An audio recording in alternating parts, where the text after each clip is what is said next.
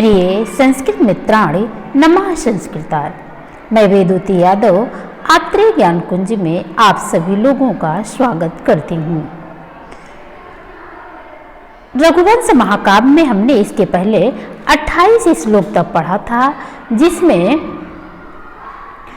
राजा दिलीप जब नंदिनी गाय को वन में चराने के लिए ले जाते हैं तो वहाँ पर वन में जब वो पहुँचते हैं 21 दिन बीत जाता है। 22वें दिन जब नंदिनी गाय को वन में ले जाते हैं तो अचानक उनके ऊपर, उस नंदिनी गाय के ऊपर एक सिंह आक्रमण कर देता है और राजा की दृष्टि हिमालय की शोभा को देखने में लगी हुई थी, लेकिन वहाँ नंदिनी गाय के करुण क्रंदन से उनकी दृष्टि एकाएक उस हिमालय की शोभा से उस नंदिनी गाय की ओर जाती है।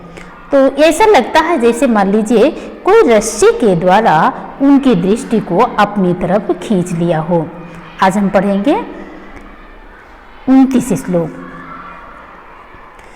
सह पाटलायां गवितस्तिवासं धनुर्धरा केसरीणां ददर्श आदित्यकायां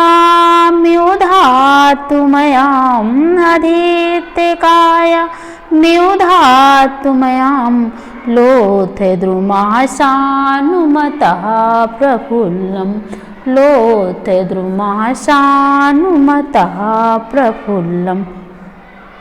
सह माने राजा दिलीप के लिए प्रयोग किया गया है। सह माने राजा दिलीप पाटल्याम गवितस्तिवासम। पाटल्याम माने होता है गेरुए जैसे रंग वाली, अर्थात गेरुए रंग की, गवि माने गाय के ऊपर, तस्तिवासम उसके ऊपर निवास करता हुआ, यानी उसके ऊपर आक्रमण किया हुआ, अर्थात उसके ऊपर बैठा हुआ। धनुर्धरा राजा दिलीप के लिए प्रयोग किया गया है। धनुष को धारण करने वाले राजा दिलीप केसरी राम ददर्श। केसरी राम माने सिंह को, ददर्श माने देखते हैं। वह राजा दिलीप सिंह को देखते हैं। कैसे देखते हैं? गवितस्तिवासम, गाय के ऊपर आक्रमण किए हुए, गाय के ऊपर आक्रमण किए हुए। सह पाटल्याम माने गेरुए रंग की, उस गेरुए रंग की गाय के ऊपर आक्रमण किए हुए। धनुर्धरा, धनुष को धारण करने वाले राजा दिलीप केसरी राम ददर्श। केसरी राम माने उस शेर को, ददर्श माने देखा। गाय के ऊपर, गिरवे रंग की उस गाय के ऊपर आक्रमण किए हुए, यह उसके ऊपर बैठे हुए उस सिंह को राजा दिलीप ने देखा। कैसे देखा? नीचे बताया गया है। आदित्य काया म्यू धातुमयाम। आदित्य काया म्यू धातुमयाम लोथ द्रुमः शानुमतः प्रफुल्लम। ऊपर की जमीन को आदित्य काया में, यानी ऊपर पर्वत के ऊपर की जमीन, पर्वत के ऊपरी भूमि को आदित्य का और निचली या समीपवर्ती भूमि को उपत्यका कहते हैं। तो यहाँ आदित्य का अर्थ आया है, यानी पर्वत के ऊपरी भाग में।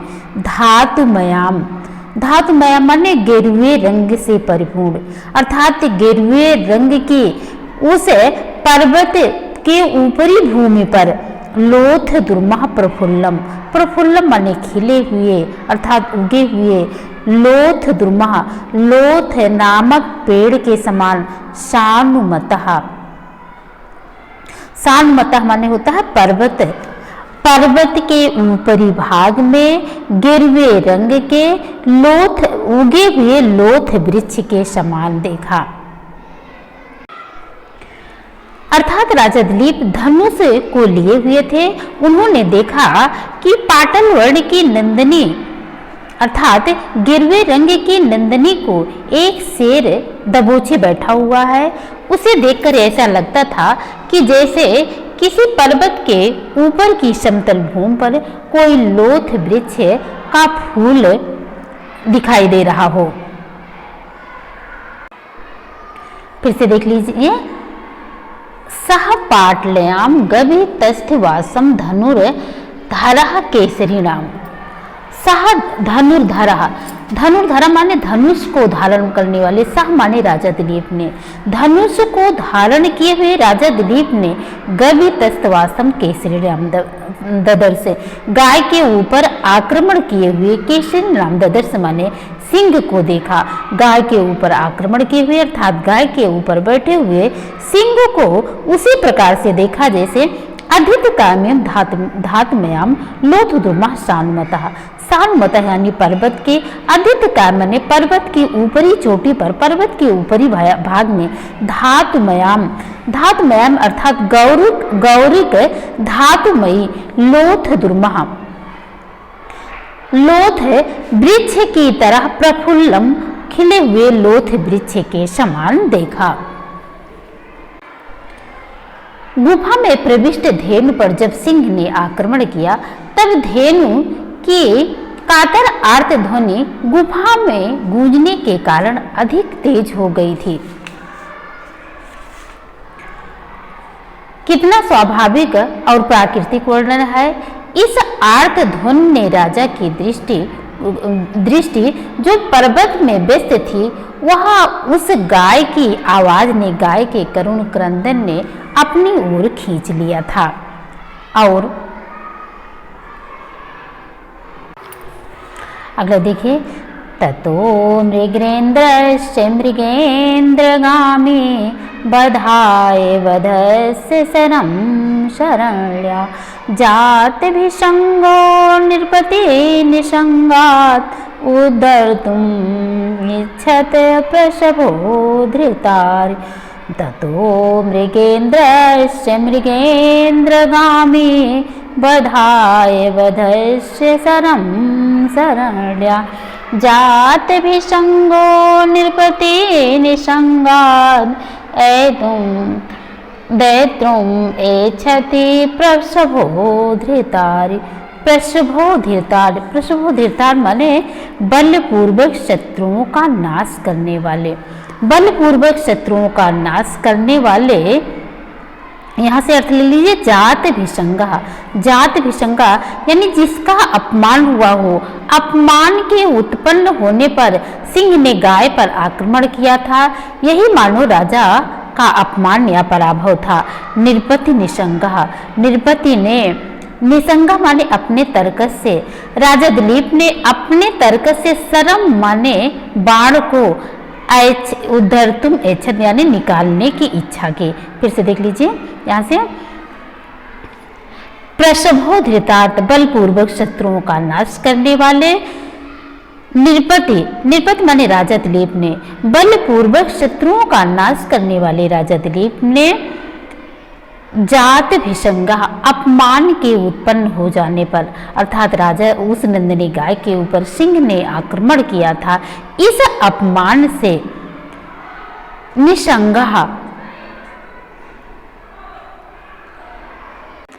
निषंगा अर्थात तर्कश से शरम माने बाण को उद्धर्तुम इच्छत निकालने की इच्छा की। वो कैसे थे? ततो मृगेन्द्र से मृगेन्द्रगामी, ततः, ततः माने उस समय जब सिंह को देखा, तब राजा दिलीप ने जब सिंह को देखा, गाय के ऊपर आक्रमण किया हुआ था सिंह, उस सिंह को देखा तो मृगेन्द्रस्य, मृगेन्द्रस्य मृगेन्द्रगामी है। मृगेन्द्रगामी अर्थात सिंह के समान चाल वाले, सिंह के समान चाल वाले राजा दिलीप ने जब मृगेन्द्र माने उस सिंह को बधाए वधस्य, उसके वध के लिए राजा दिलीप ने जब गाय के ऊपर सिंह आक्रमण किया था तो उसके वध के लिए शरम शरण्या, शरण्या माने होता है शरण में आए हुए लोगों की रक्षा करने वाले, शरण में आए हुए लोगों की रक्षा करने वाले अर्थात शरणागत के रक्षक राजा दिलीप जो मृगेंद्र अर्थात सिंह के समान उस मृगराज की भांति चलने वाले थे। बधाए बधस्य, बधस्य माने वध करने योग्य, वध करने योग्य उस सिंह का बधाए माने वध के लिए जात निषंगो अपमान के उत्पन्न हो जाने पर नृपति ने राजा देव से निषंगा यानी अपने तर्कश से उद्धर्तुम माने निकालने के, एच्छत माने इच्छा के, प्रसवोधीरतार माने बलपूर्वक शत्रुओं का नाश करने वाले। राजा दिलीप ने अपने अपमान का अनुभव करते हुए सिंह को मारने के लिए तर्कस से बाण निकालने की इच्छा की। फिर से देख लीजिए, ततो मृगेंद्र से मृगेंद्रगामी, ततो माने इसके बाद, सिंह के समान चाल वाले, सिंह के समान चाल वाले राजा दिलीप ने शरणागत की रक्षा करने वाले, बध से बध करने योग्य, उस सिंह शरण में आए हुए लोगों की रक्षा करने वाले तथा सिंह के समान चाल वाले, बध करने योग्य, वह सिंह जो बध करने योग्य था, बधाए उसके बध के लिए जात भिसंगो हो, जात भिसंगो यानी अपमान के उत्पन्न हो जाने पर, अपमान के उत्पन्न हो जाने पर निरपति निसंगा, निरपति अर्थात राजा दिलीप ने अपने तर्कस से उद्धर्तुम इच्छति, अपने तर्कस से बाण निकालने की इच्छा की। प्रसवोधीरताद बलपूर्वक शत्रुओं का नाश करने वाले, राजा दिलीप की देख रेख में विचरण करती गौ नंदिनी को कोई शेर दबोच ले, इससे बड़ा और उनका अपमान क्या हो सकता है। राजा दिलीप स्वयं भी सिंह की तरह चलते थे, वे शरण में आए हुए लोगों की रक्षा करने वाले थे, अर्थात शरणागत वत्सल थे, और दूसरी ओर शत्रुओं को भी हठात बलपूर्वक उखाड़ फेंकने की सामर्थ्य रखते थे। उन्होंने सोच लिया था कि यह सिंह वध के योग्य ही है, मार डालने लायक ही है, इसलिए उन्होंने उसका वध करने के लिए तर्कस से बाण निकालने के लिए अपने मन में इच्छा की, अर्थात अपने मन में ऐसा बना लिया था कि मैं इस सिंह का वध करूंगा।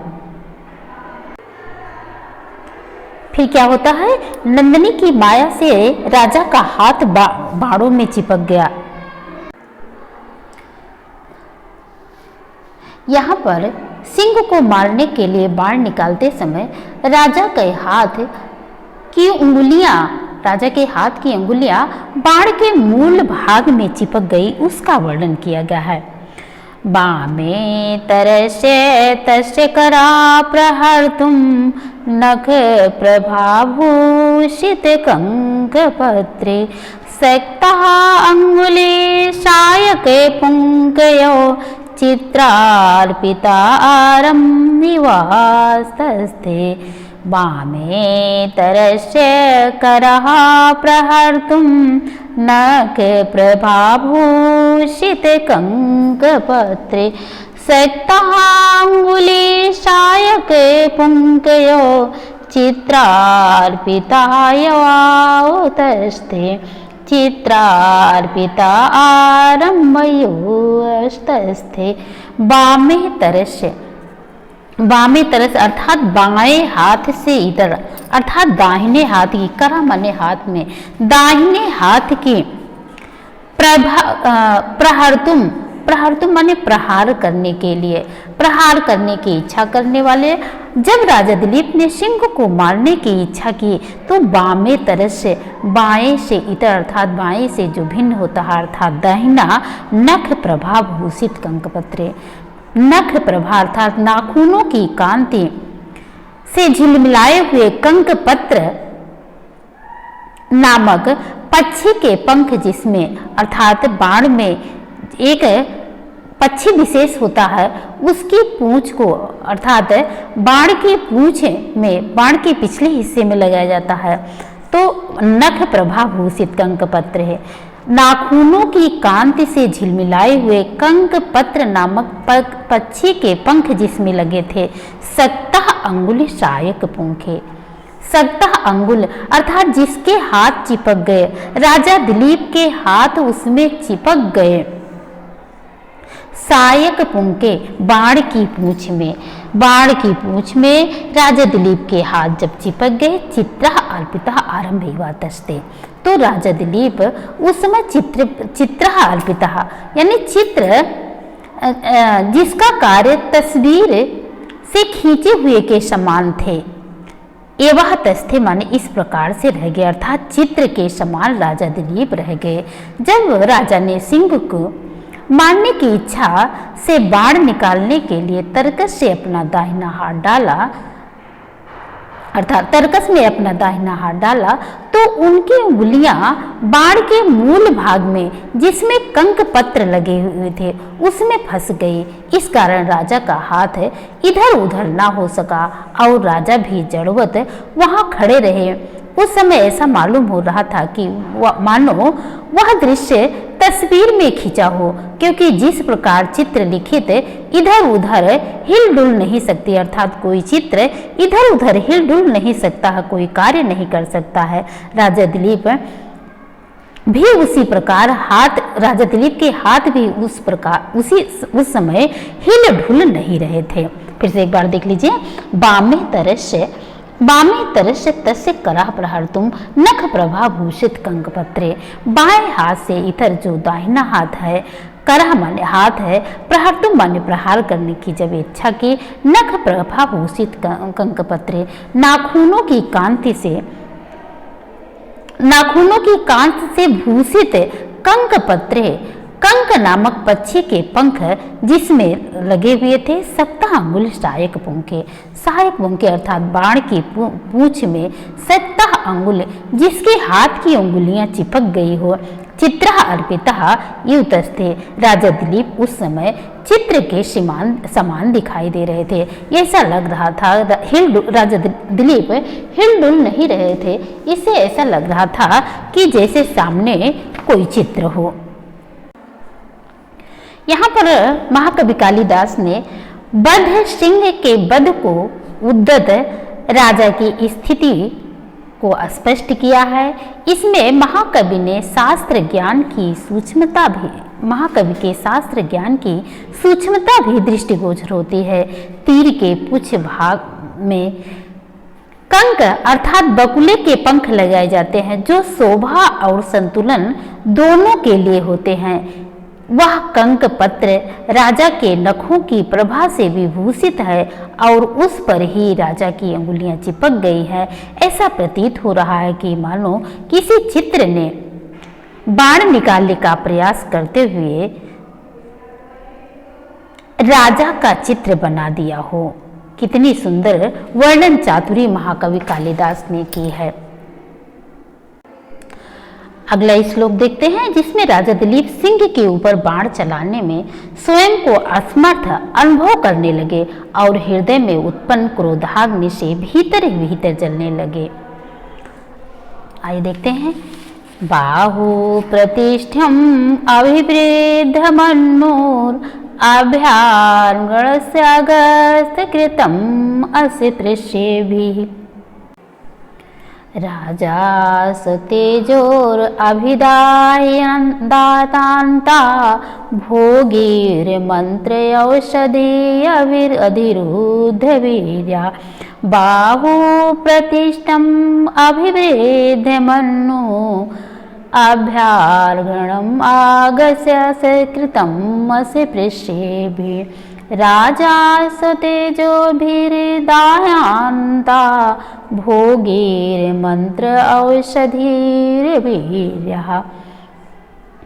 यहाँ पर बाहु प्रतिष्ठ यानी भुजाओं, बाहु प्रतिष्ठ अभिवृद्ध मनु, बाहु प्रतिष्ठ अभिवृद्ध मनु, बाहुओं के प्रतिष्ठ, बाहुओं के चिपक जाने पर अर्थात हाथ के रुक जाने के कारण राजा को क्रोध बढ़ गया। बाहु प्रतिष्ठ भुजाओं के चिपक जाने पर अभिवृद्ध मनु, अभिवृद्ध माने बढ़े हुए, मनु माने क्रोध वाले, बाहुओं के चिपक जाने पर बढ़े हुए क्रोध वाले। फिर है अभ्यारणम। अभ्यारणम माने होता है समीप में स्थित। आगस्य कृतम, आगस्य कृतम माने अपराधी। अपराधी कौन था? अर्थात वह सिंह था। अस पृष्ठदेभिः, अस अस्पृश्येभि माने ना छूने वाले अर्थात प्रहार करने में असमर्थ हैं।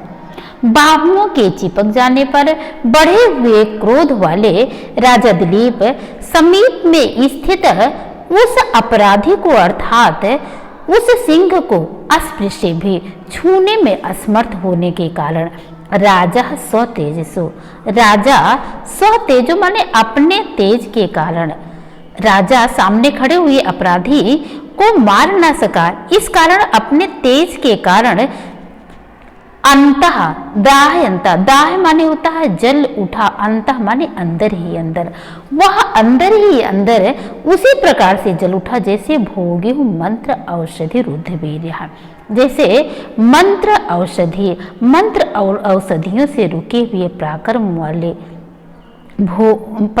वाले भोगियों माने सांप की तरह अंतः माने भीतर ही भीतर जल उठा। फिर से एक बार देख लीजिए।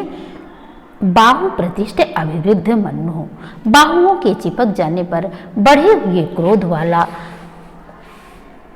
अभ्यरणम आगस्य कृतम अस्पृभि, सामने उपस्थित हुए अर्थात समीप में स्थित अपराधी को छूने में असमर्थ होता हुआ अर्थात ना छू सकने के कारण राजा स्वतेज भी अदाहयंता, राजा अपने तेज के कारण अंदर ही अंदर उसी प्रकार से जल उठा जिस प्रकार से भोग्य मंत्र औषधि रुद्धवीर्य, मंत्र औषधि रुद्धवीर्य, मंत्रों और औषधियों से, जिस प्रकार से मंत्र और औषधियों से रुके हुए पराक्रम वाले भोगी माने सांप की तरह।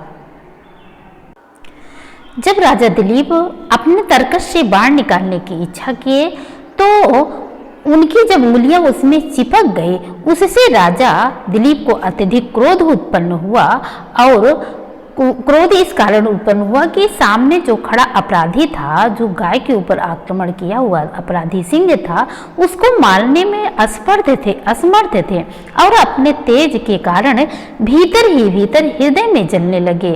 उस समय उनकी अवस्था उसी प्रकार से प्रतीत हो रही थी जैसे मंत्र और औषधियों से बांधे गए पराक्रम के कारण शक्तिहीन होकर के सर्प विवश हो जाता है। आगे देखते हैं अगले श्लोक में क्या है। श्लोक नंबर 33। यहाँ पर बाहुओं के चिपक जाने के कारण आश्चर्य में पड़ा हुआ राजा दिलीप जब राजा दिलीप आश्चर्य में पड़ जाता है तो मनुष्य की वाणी में वह सिंह उससे राजा दिलीप से कुछ कहता है। चलिए आगे देते हैं। तम आर्य गृहं निगृहीतं धेनु मनुष्यवाचः मनुवंशकेतुं विस्मयाय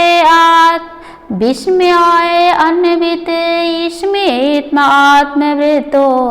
सिंहरुषत्वं निजगाध सिंहोरुषत्वं निजगाध सिंह।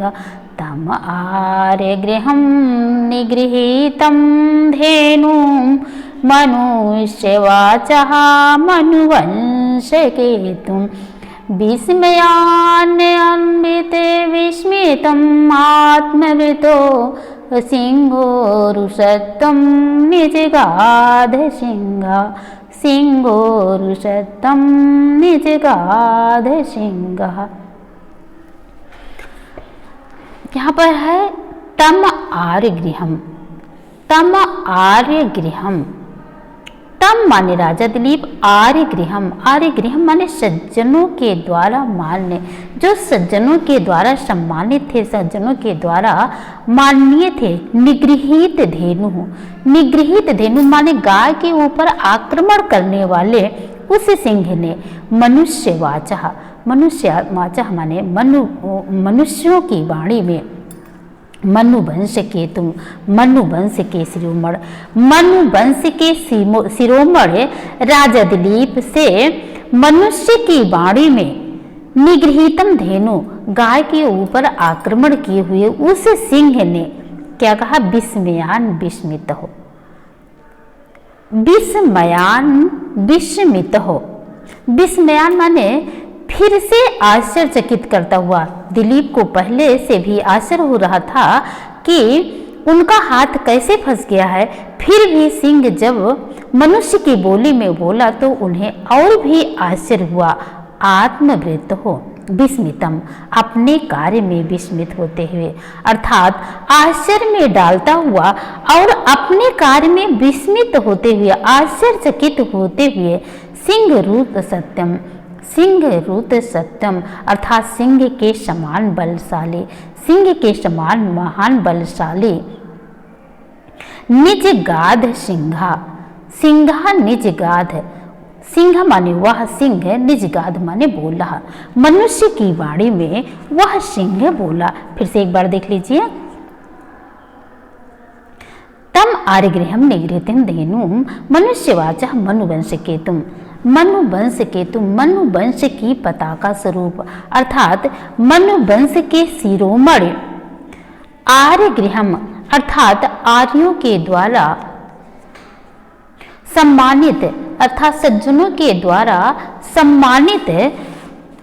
निगृहित धेनु मनुष्यवाचः, गाय के ऊपर आक्रमण करता हुआ अर्थात गाय को पीड़ित करने वाला वह सिंह मनुष्य की वाणी में विस्मयान विस्मित आत्मवृत हो, विस्मयान विस्मित आत्मवृत हो अर्थात आश्चर्यचकित, उस राजा दिलीप को आश्चर्यचकित करते हुए।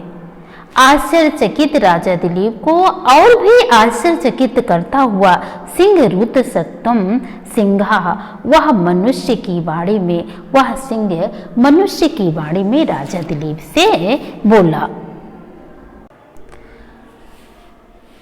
राजा दिलीप जो स्वयं सिंह के समान पराक्रमी है, वह एक सिंह के समक्ष हाथ के तरकस से तीर निकालने में, चिपक जाने में असमर्थ हो जाने से आश्चर्यचकित हैं। उस पर यह सिंह उनसे मनुष्य की वाणी में बोला, इससे वह और भी आश्चर्यचकित है।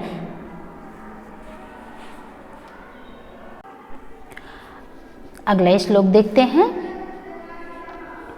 सिंह ने राजा दिलीप से कहा कि आपके सारे प्रयास विफल हो जाएंगे। उसी का वर्णन इस श्लोक में किया गया है।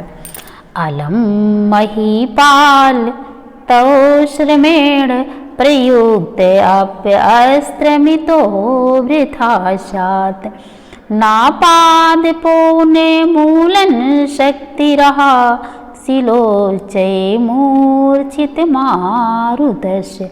अलम महीपाल तौ श्रमेण प्रयुक्तम् आप्यस्त्रमितो वृथा स्यात्, नापादपो उन्मूलन शक्तिरहा शिलोचय मूर्छति मारुतस्य। वह सिंह राजा दिलीप से कहता है, अलम महीपाल, अलम महीपाल में अलम माने बस करो, महीपाल माने राजा, हे राजा बस करो।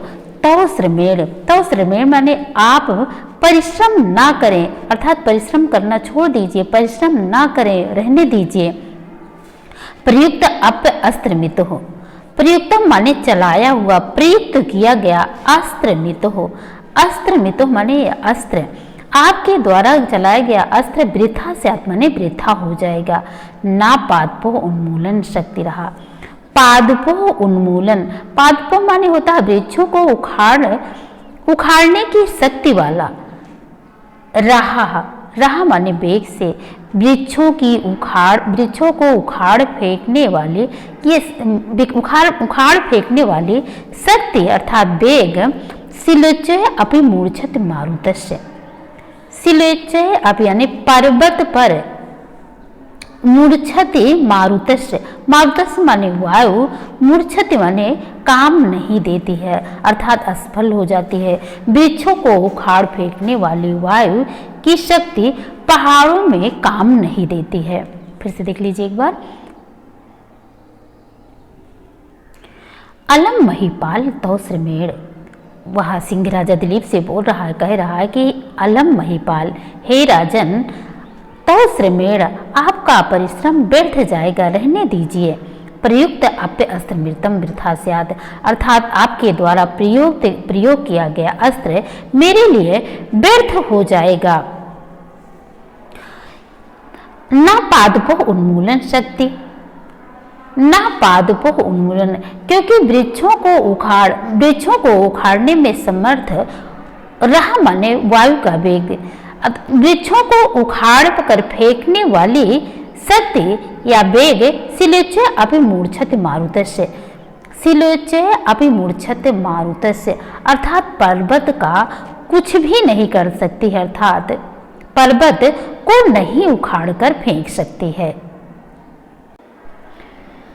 सिंह ने मनुष्य की वाणी में राजा को बताया कि आपका परिश्रम व्यर्थ है, क्योंकि एक तो तुम अस्त्र निकाल ही नहीं सकते हो, और दूसरे यदि निकाल भी लो तो तुम्हारा अस्त्र मेरे लिए निष्फल हो जाएगा। इसका उदाहरण भी उन्होंने किससे दिया कि पेड़ों को उखाड़ने की सामर्थ्य वाला वायु का वेग शिला का अर्थात पहाड़ को नहीं उखाड़ फेंक सकता है। यहाँ पर सिंह ने अपनी उत्कृष्टता और राजा की हीनता को घोषित किया गया है। फिर आगे बढ़ते हैं अगले श्लोक की तरफ। इस श्लोक में कवि कालिदास जी लिखते हैं कि सिंह ने अपना परिचय राजा दिलीप को दिया, उसका वर्णन किया गया है। कैलाश गौरम वृषभारूढ़े, कैलास गौरम वृषभारूढ़े, पदार्पणोग्रहपूतपृष्ठम्। कैलास गौरम वृषभारूढ़े, पदार्पणोग्रहपूतपृष्ठम्। आवेहि मां किं करमाष्टमूर्ते, कुम्भोदरं नाम निकुम्भमित्रम्। आवेहि मां किंकरम् अष्टमूर्ते, कुम्भोदरं नाम निकुम्भमित्रम्। वह अपना परिचय देते हुए कहता है कैलाश गौरम, कैलाश गौरम अर्थात कैलाश पर्वत के समान, कैलाश पर्वत के समान गौर वर्ण के वृषभ आरूढ़े, बैल पर आरूढ़े माने चढ़ने पर, अर्थात नंदी बैल पर शंकर जी सवारी करते हैं। आरूढ़ अर्थात चढ़ने की इच्छा करने वाला, कैलाश पर्वत के समान बैल पर अर्थात नंदी बैल पर चढ़ने की इच्छा करने वाले। पदा अर्पण माने पैर रखने से, अनुग्रह पूत पृष्ठम अर्थात कृपा से पवित्र हुई पीठ वाला। भगवान कैलाश पर्वत के समान श्वेत वर्ण के नंदी बैल पर चढ़ने की इच्छा से पवित्र हुई पीठ वाला। आवेह किंकरम अष्टमूर्ते, अष्टमूर्ते यहाँ पर शिव के लिए प्रयोग किया गया है। शिव का किंकरम आहे, किंकर माने होता है सेवक, नौकर अर्थात सेवक। मां माने मुझे, आवेह माने समझिए, मुझे शंकर का सेवक समझिए। कुंभोदरम नाम निकुंभ मित्रम अर्थात कुंभोदर नाम का निकुंभ मित्रम, निकुंभ मित्रम निकुंभ के मित्र। फिर से एक बार देख लीजिए। कैलाश गौरम वृषभ आरूढ़े, कैलाश पर्वत के समान गौरी कुवर्ण के गौर वर्ण के श्वेत रंग के वृषभ आरूढ़े, बैल पर चढ़ने के कारण, पदार्पण माने चढ़ने के कारण, अनुग्रह पीत पृष्ठम पूत पृष्ठम, अनुग्रह पूत पृष्ठम पवित्र पीठ वाला। आवेह माम किंकरम अष्टमूर्ते, अष्टमूर्ते किंकरम यानी अष्टमूर्तियों वाले अर्थात भगवान शंकर के लिए प्रयोग किया गया है। भगवान शंकर के निकुंभ कुंभोदरम निकुंभ मित्रम अर्थात निकुंभ का मित्र, कुंभोदर नाम का किंकर माने सेवक मुझे समझिए। आप निकुंभ के मित्र कुंभोदर नाम का सेवक मुझे समझिए। वह सिंह राजा से कहता है कि राजन, आप मुझे ऐसा वैसा मत समझिए। मैं भगवान शंकर अपने कैलाश पर्वत के समान श्वेत और ऊंचे वृषभ पर चढ़ना चाहते थे। तब वह पहले मेरी पीठ पर अपना चरण जमाते हैं, अर्थात अपना पैर रखते हैं, और उसके बाद बैल की पीठ पर बैठते हैं। भगवान शंकर के भी साधारण देवता नहीं हैं, वह अष्टमूर्ति हैं, अर्थात पृथ्वी, जल, तेज, वायु, आकाश, सूर्य, चंद्रमा और सोम या जी, ये 8 मूर्तियां हैं। मैं उनका किंकर हूँ, अर्थात उनका सेवक हूँ। मेरा नाम कुंभोदर है और निकुंभ मेरा मित्र है। आप यह सब कुछ समझ लीजिए। इस प्रकार से वह सिंह अपना परिचय राजा दिलीप को देता है। यहाँ तक 35 श्लोक तक आप लोगों ने पढ़ लिया है। फिर हम अगले वीडियो में पढ़ाएंगे। आप लोगों को एक कैसा लगा कमेंट करके बताइएगा। यदि अच्छा लगा हो तो लाइक भी कर दीजिएगा, सब्सक्राइब कर दीजिएगा, ज़रूरतमंद को शेयर भी कर दीजिएगा। फिर इसके बाद जो बचा है अगले वीडियो में हम पढ़ाएंगे।